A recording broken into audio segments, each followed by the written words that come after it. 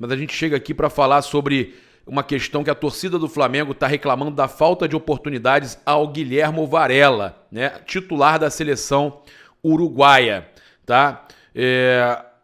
A questão do Rodinei ter jogado e o reserva imediato ser o Mateuzinho e a fala do Dorival, né, que indicou que não vai utilizar o Varela na final, deixou os torcedores irritados. Inclusive o Flávio Teco, que eu conheço, falou: em qualquer clube, se um cara superior chega, ele entra e joga. Haaland no City, ele fala também do Lewandowski no Barça, Isaac no Newcastle, Nunes no Wolves, exemplos de diversas características diferentes, né? No Flamengo, Vidal e Varela não podem assumir a titularidade para não magoar os outros.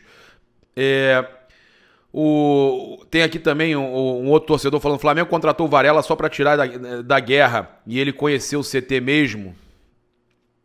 Urubu Rei. O curioso caso do jogador Varela, que tem capacidade para jogar de titular na seleção uruguaia, mas fica atrás do Mateuzinho e Rodinei no Flamengo e não entra. Veio apenas para conhecer a Barra da Tijuca. Os torcedores do Flamengo revoltados aí com a questão do Varela, comparando inclusive o Varela com o Drauzio Varela, né? Que é como que o Dorival vê o Varela. Eu vi como o Drauzio Varela e não como o Varela, né? A torcida vê, o Dorival vê de outra forma. Então, os torcedores criticando feio aí no caso, o Dorival Júnior, né? O Poetas Flá, que gosta de vez em quando dar uma zoada lá, me zoar, eu não ligo. Ele falou o seguinte: talvez o Flamengo só contratou o Varela para ajudar um refugiado de guerra. A vida é mais fácil que o futebol. Rapaz, galera tá aí realmente um tanto chateada com essa situação aí do Varela. Passar para vocês aqui sobre a questão do Gabigol, né?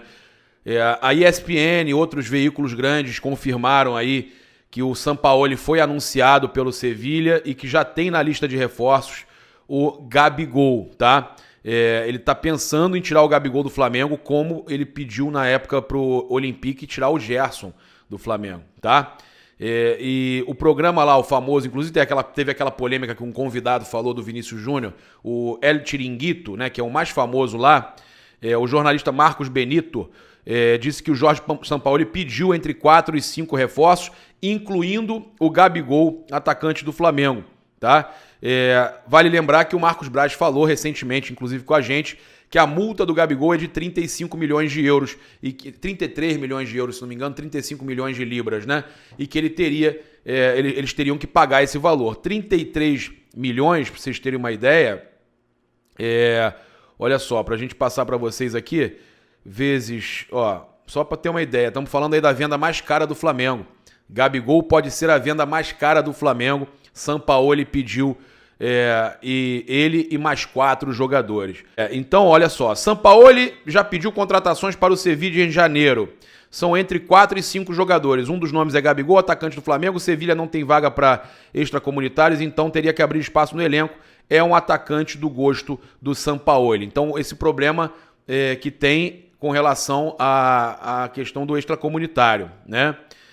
Conforme informou o portal Vamos Me Sevilha, os esforços da diretoria do clube de Andaluzia seriam na defesa e no meio-campo, para reforçar o elenco de Sampaoli e ajudar o treinador a recolocar a equipe espanhola nas posições mais altas da tabela, tá? Então, o Sampaoli pedindo aí o Gabigol e a gente trazendo que o Braz já avisou que para sair só com a multa, então teria que ser a venda mais cara da história do Flamengo. Falando do Gabigol, aí tem uma situação, inclusive, que a gente fica triste que tenha acontecido. Certas coisas podem ser evitadas. O Gabigol tinha que, né, evitar. Porque a gente sabe que o Flamengo é contra tudo e contra todos. E ele não tinha nada que falar isso, né? A declaração que ele deu de ter forçado o cartão amarelo, né? Eu tinha que tomar um cartão, né? Não vou jogar o próximo jogo, então eu tinha que tomar um terceiro amarelo. Amassamos eles, faltou o gol. Ele falou para a TV Globo, tá? Então, punição de Valdívia do Palmeiras em 2013. Perguntei para ele que se demorasse para sair, ele me daria o cartão e ele disse que sim. Enquanto falei que tudo bem, relatou o Valdívia, né, após o jogo entre Palmeiras e Paraná pela Série B em agosto de 2013. O Valdívia foi denunciado e punido pelo STJD em setembro daquele ano com a suspensão de 2 jogos pelo artigo 258 do Código Brasileiro de Justiça Desportiva, que fala em assumir qualquer conduta contrária à disciplina ou à ética desportiva. A suspensão acabou não surtindo efeito, já que Valdívia estava convocado para a seleção do Chile. Tá? Então, o Gabigol denunciado aí, olha só, ele foi sincero, né? Coisas que muitos não são, mas é uma situação recorrente que já teve com o Valdívia. O Superior Tribunal de Justiça, então, entrou com a ação, né? E a gente sabe que na súmula o árbitro Flávio Rodrigues de Souza justificou o cartão dado a Gabigol após o fim do jogo por reclamar de maneira ostensiva contra as decisões da arbitragem. Então ele pode ser punido aí também, né? O Gabigol, o Ronaldinho também e Thiago Neves absolvidos em 2011. Tem situações de absolvição e tem situações de punição, tá? Então o Gabi aí acabou sendo denunciado, né? E pode tomar essa punição. Poderia ter sido evitado isso aí, né? Eu acho que certas situações, acho que até serve de aprendizado isso aí. Se ele não tinha se ligado nisso, serve de aprendizado. Nem sempre dá pra ser sincerão, né, Gabigol? Não dá. Olha, o Corinthians vai entrar na briga com o Flamengo pelo Oscar. O Vitor Pereira aprovou. Segundo o Bola VIP tá aqui. Vitor Pereira aprovou. Corinthians já antecipou o planejamento para agradar o treinador português. Tá? Então eles falando aqui que o primeiro nome da lista do Corinthians é o do Oscar, que está na China há bastante tempo e deseja voltar ao Brasil. É muito amigo do Vitor Pereira e poderia ajudar. É amigo do Dorival também. Tem que ver se o Dorival continua no Flamengo, né? A ideia é tê-lo por empréstimo e a missão será convencer o chinês. Muito difícil também, né? Então a gente sabe aí que o Corinthians, a briga da Flamengo e Corinthians não será, pelo visto, somente na final da Copa do Brasil. Libertadores, que o Flamengo ganhou, eliminou o Corinthians. Copa do Brasil, que eu espero que o Flamengo seja campeão. Mas não fica só nisso. Fica também na questão das contratações, né? Muita rivalidade dentro e fora do campo. Gabriel, eu acho que não caiu. A gente já está entrando em um processo final de temporada. É um processo, ao mesmo tempo, de desgaste muito grande, né? Agora, o Flamengo está jogando o Campeonato Brasileiro, claro. Eu acredito que está praticamente fechado o Campeonato Brasileiro. Dificilmente, até pela tabela que tem, pelos jogos que tem, o Palmeiras vai deixar escapar esse título, né? Não só por isso, mas pelo bom time que tem, pela regularidade que tem e teve durante toda a competição. Então, para mim, é muito difícil. O que o Flamengo está fazendo agora é jogar o Campeonato Brasileiro, vai ter que alternar uma equipe titular com uma equipe mesclada, que é um processo natural. Agora, a gente não pode esquecer, muita gente fala, o Flamengo caiu de produção, o Flamengo do Campeonato Brasileiro não é o mesmo. O Flamengo está em 2 finais de competições super importantes, Copa do Brasil e Taça Libertadores da América. Quer dizer, então, eu acho que o foco tem que jogar o Campeonato Brasileiro, claro, e da melhor forma possível.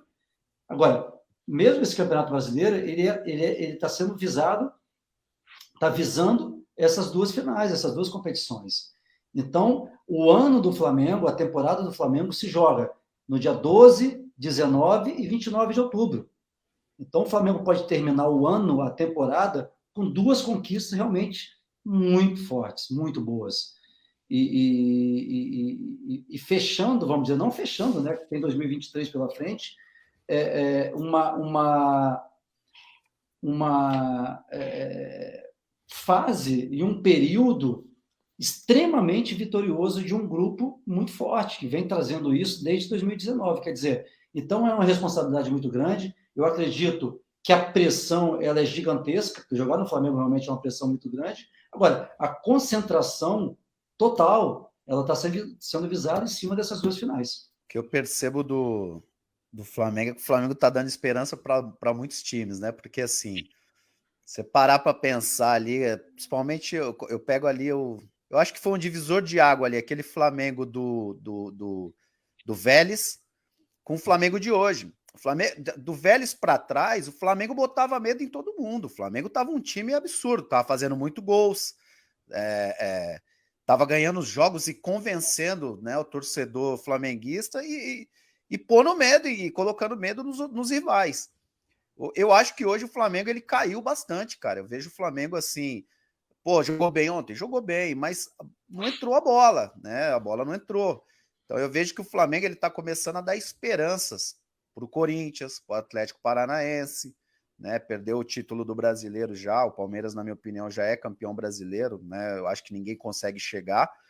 Então eu vejo que o Flamengo ele tá dando esperança para esses clubes aí. Então é aquilo que a gente falou no programa passado, a questão da confiança, né?